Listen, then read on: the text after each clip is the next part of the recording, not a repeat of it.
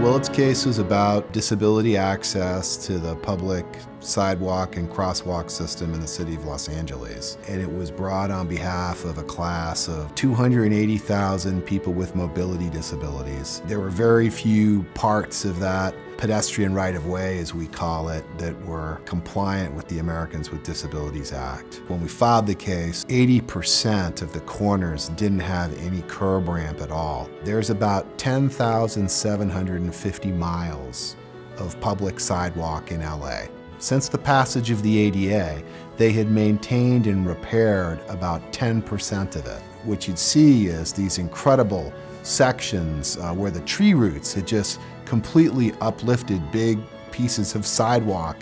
Even the crosswalks, those would be broken up with potholes or uplifted sections. It was impacting people in their everyday lives. Mark Willits, for whom the case is named, he's largely unable to use the sidewalk system in his own neighborhood in LA and rolls in the street, with the cars and the buses.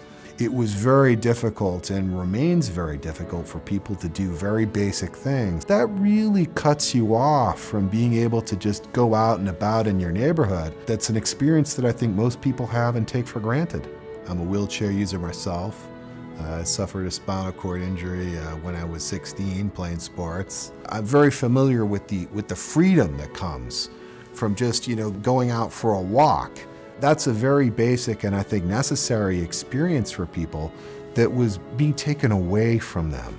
Over the next 30 years, the city is required to spend $1.367 billion to provide curb ramps that comply with ADA standards, to repair its sidewalks, and then it has to also fix the crosswalks. Class members, when they need to, they can call into the city now and use a website also to request specific access fixes in their own neighborhoods. And then also, for the first time, the city's going to have an ADA coordinator for the pedestrian right-of-way for making sure that all of this takes place.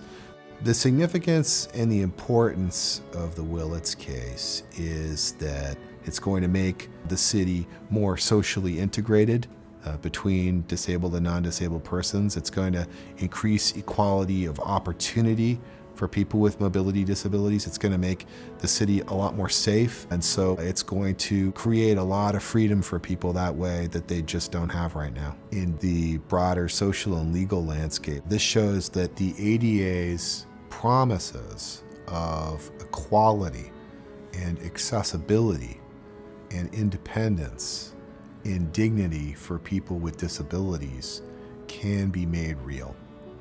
And that is the meaning of the Willits case.